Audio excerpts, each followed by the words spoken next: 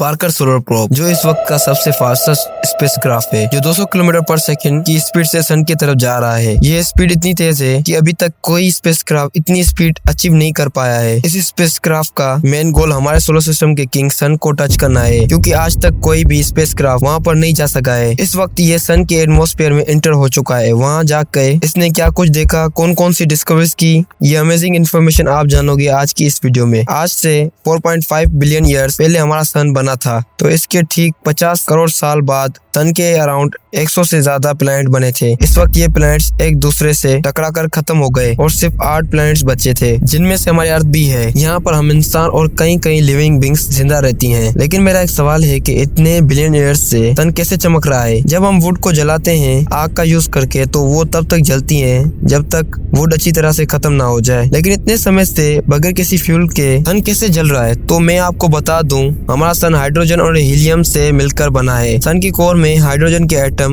मौजूद होते हैं। जब सन की कोर का प्रेशर इन एटम में पड़ता है, तब ये एक दूसरे से टकराकर हीलियम में कन्वर्ट हो जाते हैं, जिसकी वजह से बहुत ही ज्यादा रेडिएशन निकलती है। ये वही रेडिएशन है जो रोशनी की सूरत में हमें जमीन पर मिलती है। सन के अंदर होने वाले इस प्रोसेस को न्यूक्लियर फ्यूजन कहते हैं, और इसी प्रोसेस की वजह से सन बिलियन ईयर्स से लगातार जल रहा है और आगे भी जलता रहेगा। इसकी लेयर्स को 2 हिस्सों में डिवाइड किया गया है। एक इसकी इनर लेयर है और दूसरी इसकी आउटर लेयर है। आउटर लेयर को भी 3 हिस्सों में डिवाइड किया गया है, जिनमें से कोरोना, क्रोमोस्फेयर और फोटोस्फेयर है। कोरोना के ऊपर वाले एटमॉस्फेयर को कहते हैं। इसकी सेंटर वाले हिस्से को क्रोमोस्फेयर कहते हैं, जिसका टेम्परेचर 4200 डिग्री होता है, और इसके निचले वाले हिस्से को फोटोस्फेयर कहते हैं, जो सन की सरफेस है। इसका टेम्परेचर 5700 डिग्री सेल्सियस है। लेकिन ये जानकर आप हैरान हो जाएंगे कि सन के ऊपर वाले एटमॉस्फेयर यानी इसके कोरोना का temperature 8 lakh degree to 1 crore degree तक पहुंच जाता है, जो बहुत ही ज्यादा मिस्टीरियस है। क्योंकि साइंटिस्ट हैरान थे कि आखिर ये कैसे पॉसिबल हो सकता है। इसकी सरफेस और इसकी कोरोना लेयर में टेम्परेचर का इतना ज्यादा फर्क कैसे हो सकता है? यानी इसके ऊपर वाले एटमॉस्फेयर इसकी सरफेस से 1 लाख गुना ज्यादा गर्म है। आखिर ये कैसे पॉसिबल हो सकता है? ये बात आप भी जान ले। सन की कोरोना लेयर एक प्रेशर के साथ बहुत ज्यादा पार्टिकल को पूरे सोलर सिस्टम में फेंकती है, जिन्हें सोलर वाइंड्स कहते हैं। ये सोलर वाइंड्स का बहुत तेज रेडिएशन होता है, जो अपने रास्ते में आने वाली हर चीज को तबाह कर देती है। ये हमको भी बर्बाद कर सकती है, लेकिन हमारे अर्थ के मैग्नेटिक फील्ड इन सोलर वाइंड्स से हमारी हिफाजत करती है। इन सोलर वाइंड की स्पीड कभी स्लो होती है और कभी बहुत तेज। जब इनकी स्पीड तेज होती है, तो ये बिल्कुल एक साथ अर्थ के मैग्नेटिक फील्ड पर हमला कर देती हैं, जिनसे अर्थ के मैग्नेटिक फील्ड भी वीक हो जाती है, और ये उसी वक्त हमारी अर्थ की मैग्नेटिक फील्ड के अंदर इंटर होकर हमारे सैटेलाइट्स और स्पेसक्राफ्ट को नुकसान पहुंचाती हैं। अगर कोई ह्यूमंस गलती से ही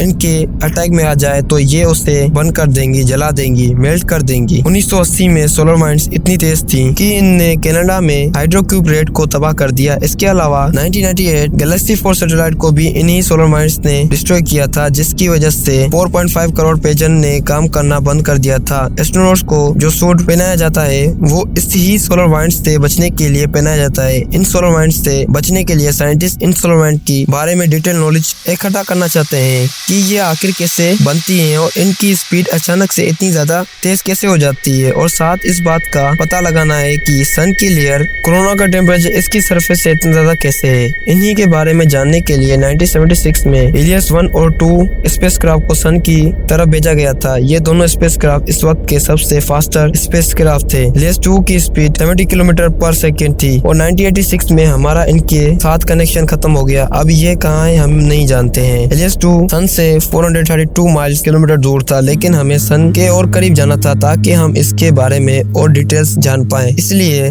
12 अगस्त 2012 को पार्कर सोलर प्रोब लॉन्च किया, जिसका मेन गोल सन को टच करना है, यानी सन की कोरोना के अंदर जाना है, ताकि हम इन सोलर वाइंड्स के बारे में डिटेल से जान पाएं। इस प्रोब का नाम जूलियन पार्कर के नाम पर रखा गया था। ये वही साइंटिस्ट हैं जिन्होंने सबसे पहले सोलर वाइंड्स का पता लगाया था। ये पार्कर सोलर प्रोब सन के इतने ज्यादा करीब गया है कि सन और इसके बीच की दूरी सिर्फ 7 लाख किलोमीटर हो गई है। इस वक्त ये पार्कर सोलर प्रोब सन के कोरोना एटमॉस्फेयर में एंटर हो गया है। इस वक्त ये सन से 60 लाख किलोमीटर दूर होगा। तब और इसके एरिया का temperature temperature 60 lakh degree Celsius है। ये सन को 25 बार ऑर्बिट करेगा और हर ऑर्बिट में ये सन के और करीब जाएगा। एक सवाल जो आपका होगा कि इतनी ज्यादा गर्मी का असर इस पार्कर सोलर प्रोब पर नहीं होगा? इस पार्कर सोलर प्रोब को इतनी गर्मी में तो पिघलना चाहिए। तो हम आपको बता दें, इसके आगे 4.5 इंच की फाइल कलर की शील्ड लगाई गई है। ये शील्ड कार्बन कंपोजिशन मटेरियल से तैयार की गई है। ये ऐसा मटेरियल है जो सन के तेज टेम्परेचर को रिफ्लेक्ट करता है, इसीलिए स्पेसक्राफ्ट के पिछले वाला हिस्सा कूल है। इसके अलावा वो इस स्पेसक्राफ्ट में वाटर के पाइप्स भी लगाए गए हैं। ये इस पार्कर सोलर प्रोब को ठंडा रखेंगे। ये बात भी आप जान ले, जब पार्कर सोलर प्रोब सन से 60 लाख किलोमीटर दूर होगा, इस वक्त वहाँ 17 lakh degree Celsius temperature particles का होगा जो इस एरिया में फैले होते हैं। ये पार्टिकल्स एक दूसरे से इतनी दूर फैले होते हैं कि इनका स्पेसक्राफ्ट पर कोई असर नहीं होगा और इस वक्त इस जगह का टेम्परेचर 1400 डिग्री सेल्सियस होगा, जिससे पार्कर सोलर प्रोब आसानी से बर्दाश्त कर लेगा। ये 7 सालों में सन के 24 चक्कर लगाएगा और इसे लास्ट चक्कर में सन से टकरा कर सन में तबाह हो जाएगा। बहुत सारे लोग नीचे कमेंट करेंगे कि ऐसा नहीं हो सकता, ये सन के गर्मी को झेल नहीं पाएगा। तो हम आपको बता दें, नासा को भी पता है ये सन के टेम्परेचर को बर्दाश्त नहीं कर पाएगा, लेकिन साइंटिस्ट इसको